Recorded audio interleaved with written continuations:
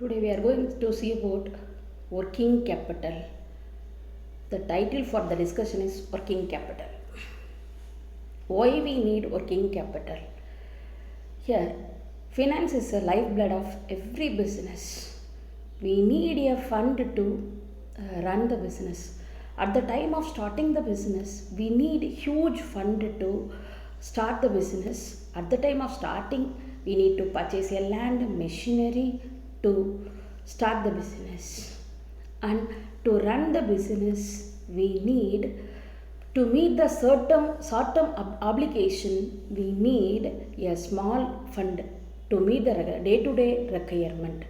That's called as working capital. That is the need of working capital. To meet the short-term obligation, any business, they need a capital. The capital is called as working capital. Types of working capital. Here, there may be four specific type of working capital: regular working capital, reserve working capital, seasonal working capital, and special working capital. Regular working capital. The regular working capital, that is already we have mentioned, the working capital, the capital or a fund needed to meet a regular expenses, day-to-day expenses, procurement of inventory, payment of wages, payment of electricity bill. For that we need a certain regular fund to meet the day-to-day operation. Reserve working capital. The excess of working capital to meet the unexpected events in the business. The capital is called as reserve working capital. Seasonal working capital. During the special season, take an example. During Deepavali times, the industry have a heavy demand for the product.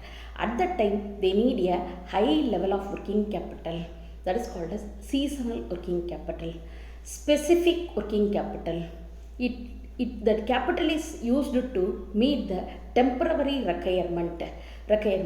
It needs a short working capital to meet a special occasion. Take an example: COVID-19, tsunami, strike of a company. For that they need a special working capital to recover the demand.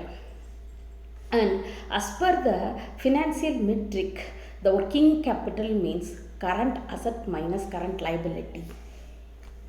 Let we see the working capital operation cycle. Every business, we started a business with the cash. The cash is used for purchasing material for production. After purchasing the material is purchased partly on cash basis and account payable, that is payable, bills payable. And on debt, if you are purchasing a material, we have to pay account payable. And the next part is work in progress. After purchasing the material, partly the work is finished, partly the work is completed. That is called as work in progress. At the time of work in progress, we need to pay salary and wages to the workers, laborers.